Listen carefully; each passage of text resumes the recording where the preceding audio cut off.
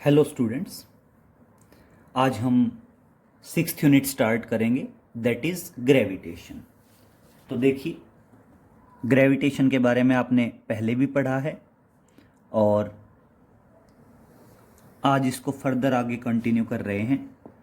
That is unit 6th and unit 6th है बेटा आपकी gravitation. Clear? That is gravitation. अब सुनिए बेटा ग्रेविटेशन के बारे में। सबसे पहले क्या था, जब इनिशियल स्टेज में हमें यूनिवर्स के बारे में कोई नॉलेज नहीं थी, उस टाइम पे एक थी जियोसेंट्रिक थ्योरी। बेटा जियोसेंट्रिक थ्योरी क्या थी? जियोसेंट्रिक थ्योरी कहती थी, जियो मीन्स अर्थ, मतलब अर्थ स्टेशनरी है, सेंटर पे है और बाकी सारी चीजें, सन, स्टार, सब कुछ अर्थ के चारों तरफ रिवॉल्व कर रहे हैं। ये इनिशियल स्टेज की स्टोरी है, बिल्कुल स्टार्टिंग की। लेकिन धीरे धीरे बहुत से क्वेश्चन अराइज हुए और जियोसेंट्रिक थ्योरी फेल हो गई। जियोसेंट्रिक थ्योरी फेल होने के बाद आगे आई बेटा heliocentric theory, that is heliocentric theory. Heliocentric theory में क्या बताया गया बेटा? हेलोसेंट्रिक थ्योरी में बताया गया कि सन स्टेशनरी है and other planets, earth etcetera revolving around the sun. और बेटा आज तक हम हेलोसेंट्रिक थ्योरी को ही पढ़ते हुए आ रहे हैं।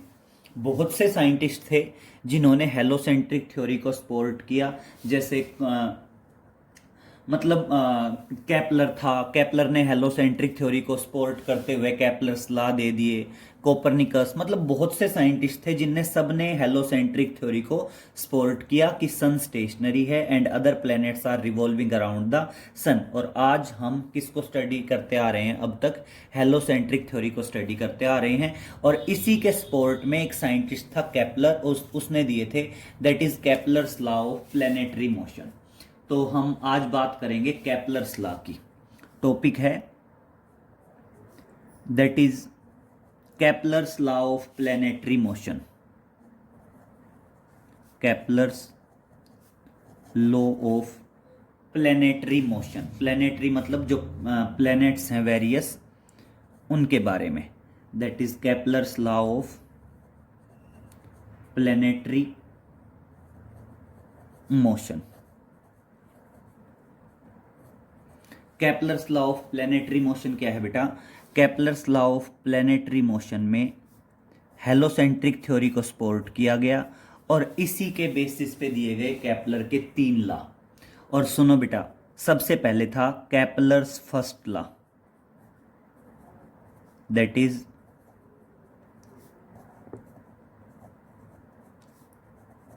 Kepler's first law. और बेटा केपलर्स फर्स्ट लॉ जो था वो प्लैनेट्स के ऑर्बिट के बारे में बताता है अराउंड द अर्थ सरफेस, और इसलिए केपलर्स फर्स्ट लॉ को कहा जाता है that is law of orbits. Clear?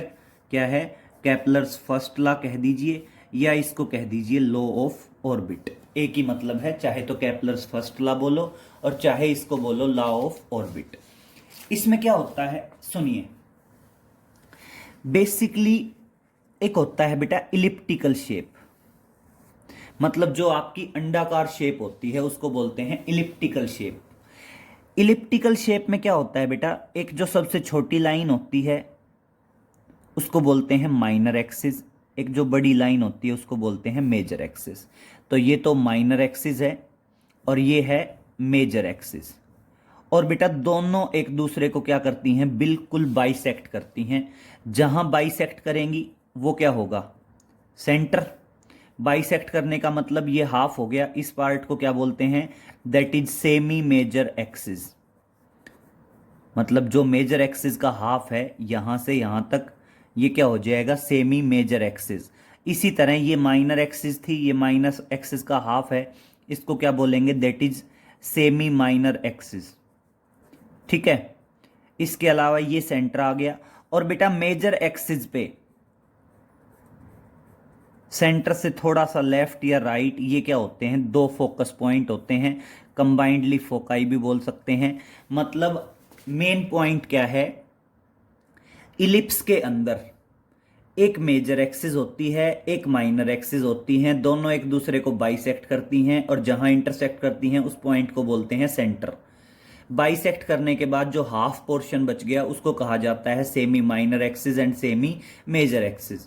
इसके अलावा मेजर एक्सिस पे सेंटर से लेफ्ट और राइट में दो फोकस पॉइंट होते हैं, मतलब सेपरेटली हम बात कर सकते हैं, ये फर्स्ट फोकस पॉइंट है, ये सेकंड फोकस पॉइंट है। कंबाइंडली फोकाई बोल सकते हैं। और ये जो चारों तरफ की बाउंड्री है इसको कहा जाता है locus. These are just basic points of the ellipse. और अब केपलर फर्स्ट लॉ की बात करते हैं। और केपलर फर्स्ट लॉ में क्या बताया गया है बेटा, कि सन मतलब जो प्लैनेट्स हैं वो सन के चारों तरफ इलिप्टिकल पाथ पे घूम रहे हैं।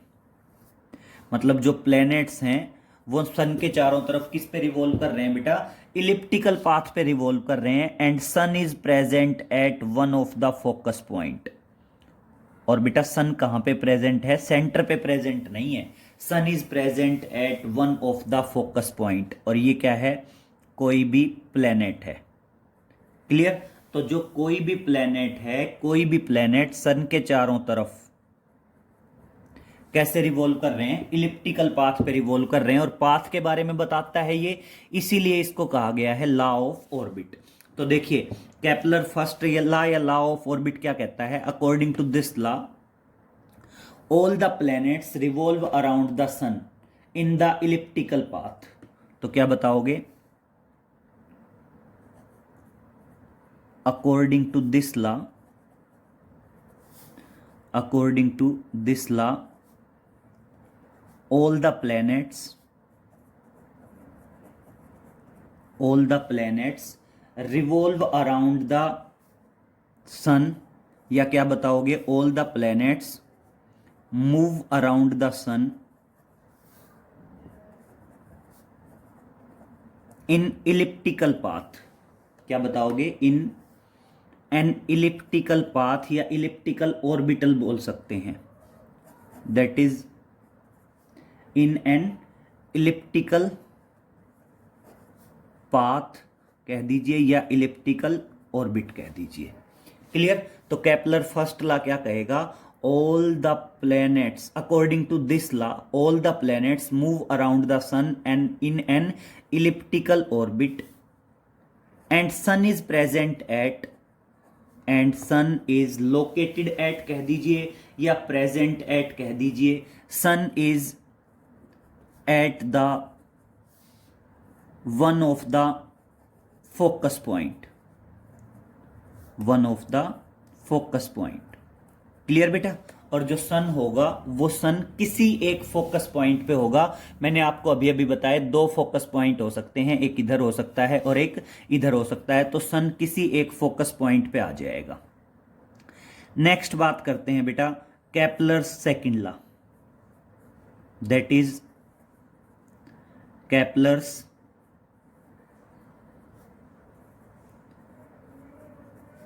Second law.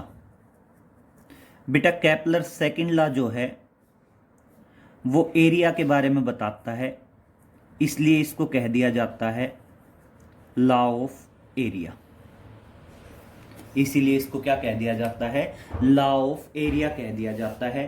और इस पॉइंट में सुनिए बेटा लॉ ऑफ एरिया क्या है।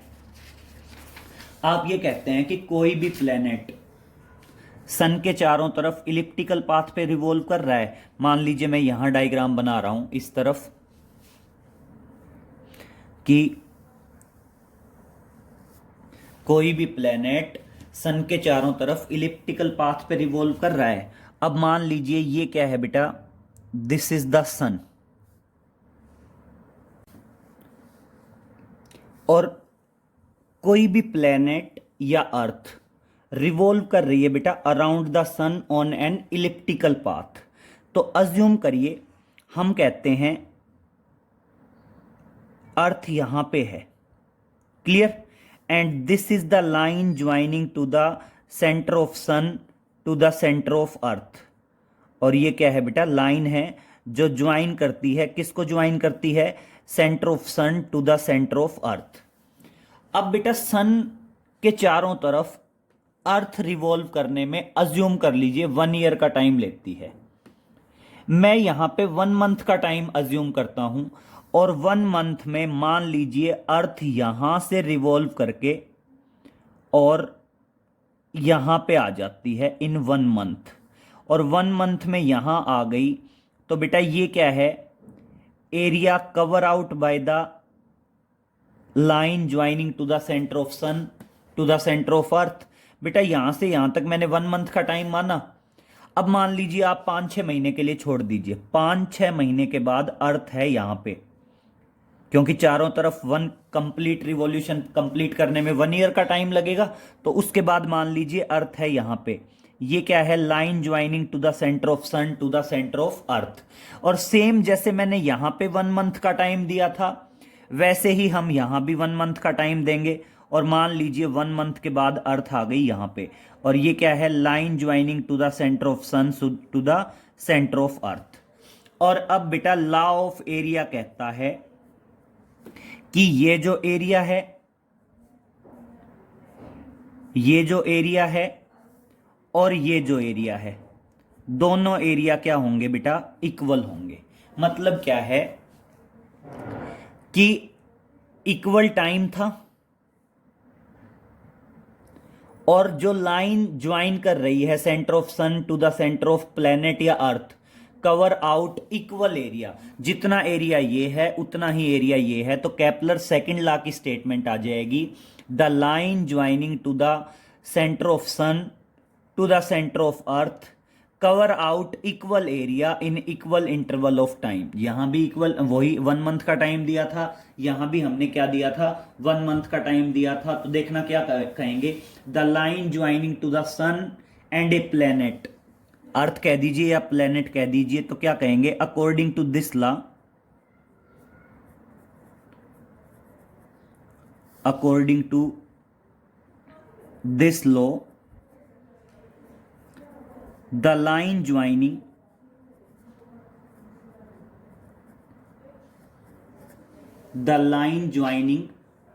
the sun and a planet, the sun and a planet cover out कह दीजिए या स्वीप आउट कह दीजिए, कवर आउट इक्वल एरिया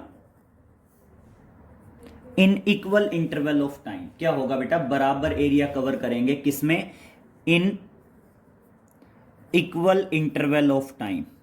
बराबर अगर टाइम गैप होगा, बराबर इंटरवल ऑफ टाइम होगा, इन इक्वल इंटरवल ऑफ टाइम। और इसीलिए इसको कहा गया है बेटा लॉ ऑफ एरिया, कि जो सन को और प्लेनेट को ज्वाइन करने वाली लाइन है वो बराबर टाइम में बराबर एरिया कवर करेगी। मान लीजिए मैंने यहां भी उसको 1 मंथ के लिए छोड़ा, यहां भी 1 मंथ के लिए छोड़ा, तो ये एरिया और ये एरिया दोनों क्या होंगे बेटा, बराबर होंगे। अब दूसरी बात सुनिए बेटा, अब कोई भी प्लेनेट चारों तरफ रिवॉल्व कर रहा है तो उसमें 2 टाइप की वेलोसिटी होंगी, एक होगी बेटा आपकी एरियल वेलोसिटी और एक होगी आपकी लीनियर वेलोसिटी। एरियल वेलोसिटी कह दीजिए या उसको क्या कह सकते हैं बेटा, एंगुलर वेलोसिटी कह सकते हैं। अब मेरी बात सुनिए, 2 डिस्टेंस होते हैं, एक होता है पेरीहिलियन और एक होता है बेटा अपहिलियन। देखिए अगर मान लीजिए मैं यहां से बात करूं तो ये जो डिस्टेंस है ये मैक्सिमम है और ये जो डिस्टेंस है ये मिनिमम है। देखिए अगर मैं कहता हूं सन से ये डिस्टेंस और ये डिस्टेंस, तो इस पॉइंट को तो कहते हैं, एक पॉइंट ये आया और एक पॉइंट आया बेटा ये, 2 पॉइंट आए, इनमें से एक पॉइंट को कहते हैं बेटा पेरीहिलियन और एक को कहते हैं अपहिलियन। तो देखिए पेरीहिलियन क्या है, जो सबसे दूर वाला डिस्टेंस होता है उसको तो बोलते हैं अपहिलियन, और जो सबसे नजदीक है उसको क्या बोलते हैं, पेरीहिलियन। तो देखिए ये पॉइंट सबसे दूर है, इस पॉइंट को तो कह दीजिए ए, और ये जो पॉइंट है इस पॉइंट को कह दीजिए P.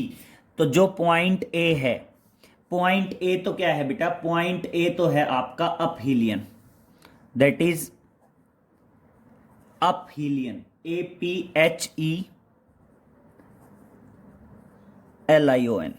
Clear, that is aphelion. और नेक्स्ट आएगा बेटा पेरीहीलियन। तो ये जो पॉइंट है, ये पॉइंट अपने आप में क्या है, दिस इज द पेरीहीलियन। ये क्या आ गया, पेरीहीलियन आ गया। और बेटा मेरी बात सुनिए, आप ध्यान रखोगे कि जो एंगुलर वेलोसिटी है या जो एरियल वेलोसिटी है, वो एरियल वेलोसिटी क्या है बेटा, कांस्टेंट होती है। तो क्या बताओगे, the areal velocity of the planet, note में ध्यान रखेंगे, the areal velocity of the planet around the sun is constant. जो एरियल वेलोसिटी है, the areal velocity of the planet around the sun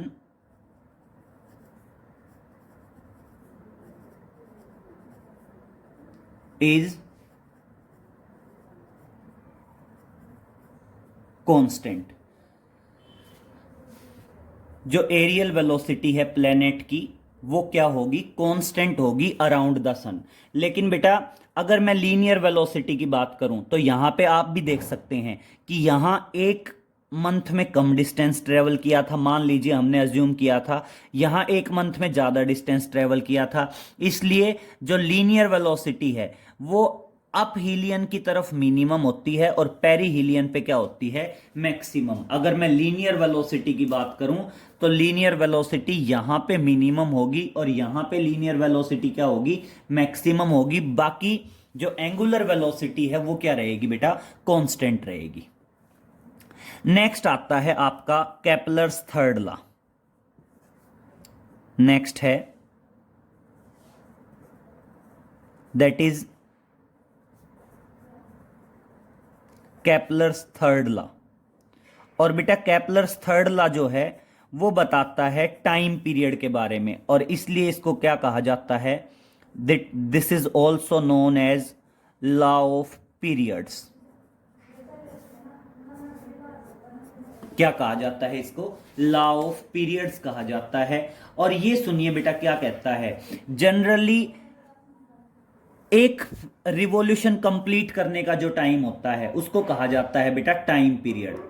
और आप ध्यान रखना, आप लिखेंगे केपलर्स थर्ड लॉ क्या है कि आपका जो टी स्क्वेयर है वो डायरेक्टली प्रोपोर्शनल होता है आर क्यूब के। T square is directly proportional to R cube. T square क्या है बेटा, square of the time period, and R क्या है, that is equal to cube of semi major axis of the elliptical path.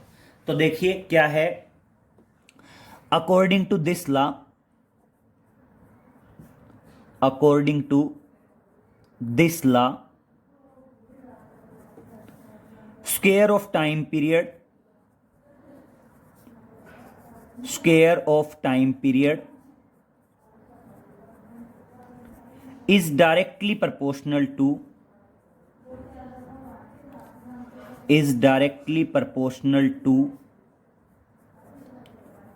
cube of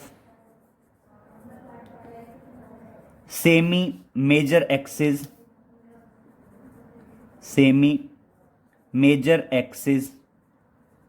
of the elliptical path, semi major axis of the elliptical orbit, या elliptical path कह सकते हैं। Elliptical orbit बता दीजिए, या इसको क्या कहा जा सकता है, दैट इज इलिप्टिकल पाथ। और ये क्या आ गया बेटा, ये आ गया आपका केपलर्स थर्ड लॉ, और ये किसके बारे में बताता है, टाइम पीरियड के बारे में बताता है। क्लियर। अब नेक्स्ट पॉइंट पे आते हैं बेटा, ये तो आ गए आपके Kepler's law, that is Kepler's first law, Kepler's second law और केपलर्स थर्ड लॉ। अब आगे चलते हैं बेटा ग्रेविटेशन के बारे में। देखिए नेक्स्ट शुरू करते हैं। नेक्स्ट है आपका that is gravitational force and properties. एक आता है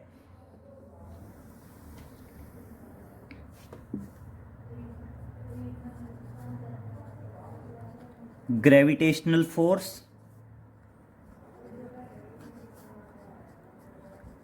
और ग्रेविटेशनल फोर्स की आएंगी बेटा properties, that is properties of gravitational force. और बेटा ग्रेविटेशनल फोर्स के बारे में सबसे पहले न्यूटन ने बताया था और इसलिए आएगा that is Newton's law of gravitation.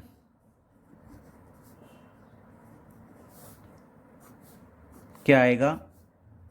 That is Newton's law of gravitation. तो सुनिए बेटा, ग्रेविटेशनल फोर्स क्या होगा? पूरे यूनिवर्स में कोई भी दो प्रॉपर्टीज, मतलब कोई भी दो बॉडीज एक दूसरे को क्या कर रही हैं? अट्रैक्ट कर रही हैं। कोई भी दो प्रॉपर्टीज, इवन जैसे अर्थ और सन कह सकते हैं, या जैसे आप अगर मान लीजिए क्लासरूम में हैं तो आपस में आप दोनों बेंच पार्टनर्स हैं, बेंच पार्टनर्स के बीच में, आपके और टीचर के बीच में, आपके और बेंच के बीच में, इवन इस पूरे यूनिवर्स में कोई भी दो बॉडीज हैं वो आपस में एक दूसरे को अट्रैक्ट करती हैं और उनके बीच का जो फोर्स है उस फोर्स को क्या कहा जाता है? ग्रेविटेशनल फोर्स कहा जाता है। एंड बेटा this is the weakest force of the universe. ये पूरे यूनिवर्स का सबसे वीकेस्ट फोर्स होता है और इसीलिए हमें फील नहीं होता कि हमारे चारों तरफ जो भी सराउंडिंग में ऑब्जेक्ट्स हैं उनके और हमारे बीच में फोर्स है। तो देखिए ग्रेविटेशनल फोर्स क्या है? It is the force of attraction. It is the force of attraction between any two bodies, between any two bodies in the universe. In the universe. Clear हुआ बेटा कि पूरे यूनिवर्स में कोई भी दो बॉडीज जो हैं उनके बीच में जो फोर्स ऑफ अट्रैक्शन है, क्लियर? तो क्या बताएंगे? The force of attraction between two particles और two body in a universe. Attraction, for the force of attraction between any two bodies in the universe is known as gravitational force. Clear? और बेटा gravitational force के बारे में सबसे पहले Newton ने बताया था। और देखिए क्या बताया था, मान लीजिए ये पहला पार्टिकल है जिसका मास है m1 और बेटा ये दूसरी बॉडी है जिसका मास है m2 और दोनों के सेंटर के बीच का डिस्टेंस है r और दोनों के बीच में ग्रेविटेशनल फोर्स है F। क्लियर? तो देखिए क्या होगा, according to this law,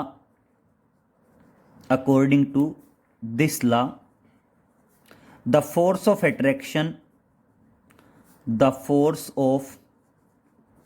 attraction between two bodies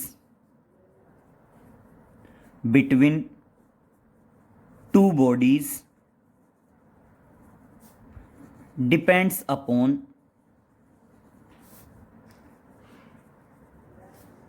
two factors. किस पे डिपेंड करता है बेटा? जो ग्रेविटेशनल फोर्स है वो दो फैक्टर्स पे डिपेंड करता है। Number 1, directly proportional to product of masses, directly proportional to product of masses. मतलब क्या है? Directly proportional to product of masses, मतलब जो फोर्स आया वो फोर्स डायरेक्टली प्रोपोर्शनल होगा दोनों बॉडीज के मास के प्रोडक्ट के। पहले बॉडी का मास m1 है, दूसरी बॉडी का मास m2 है। क्लियर? फिर सेकंड वन क्या आएगा? इनवर्सली प्रोपोर्शनल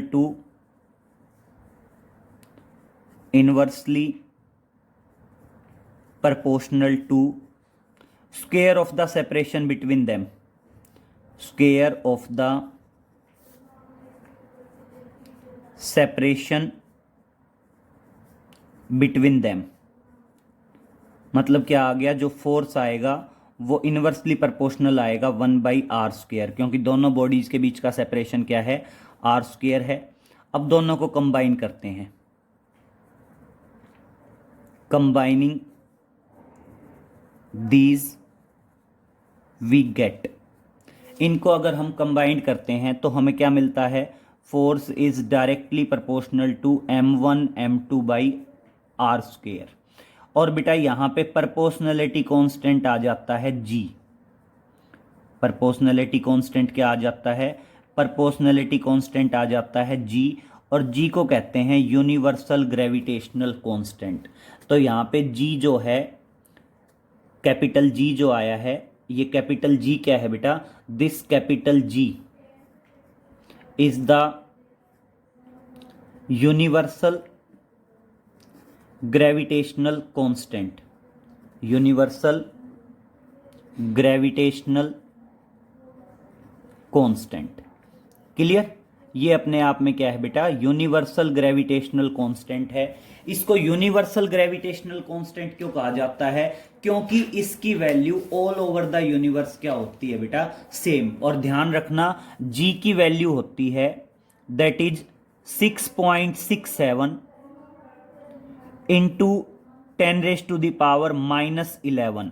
और देखिए अगर मैं g की मेजरिंग यूनिट निकालना चाहूं तो f आर स्क्वेयर इधर आएगा और नीचे क्या आ जाएगा, m1 m2। तो g is equal to F R square upon m1 m2। तो फोर्स की measuring unit newton into R square, तो क्या आ जाएगा, मीटर स्क्वेयर। और बेटा मास किलोग्राम है, नीचे डिवाइड में है, और इसलिए क्या आ जाएगा, किलोग्राम -2। क्या आ जाएगा, kilogram -2। This is the measuring unit of gravitational constant and this is the gravitational force, Newton's law of gravitational. ये ग्रेविटेशनल फोर्स होगा दो बॉडीज के बीच में।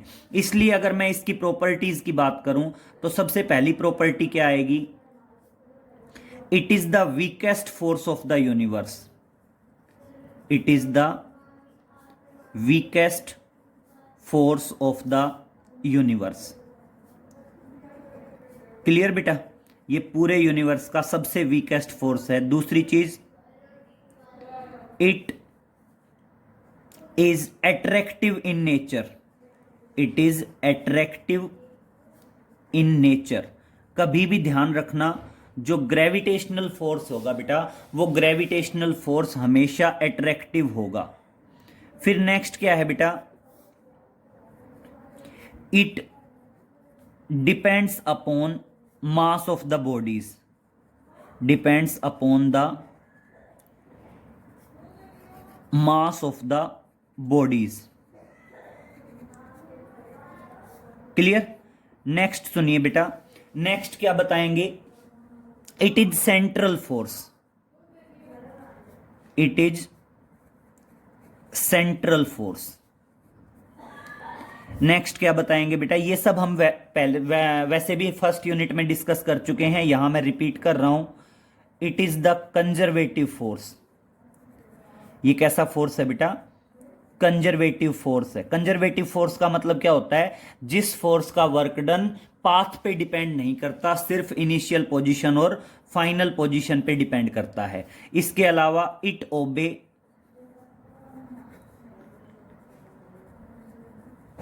Inverse square law. बेटा ये किसको ओबे करता है, इनवर्स स्क्वायर लॉ को ओबे करता है। नेक्स्ट बहुत सारे हैं, it does not depend upon the medium between the board particles. It does not depend upon, it does not depend upon the medium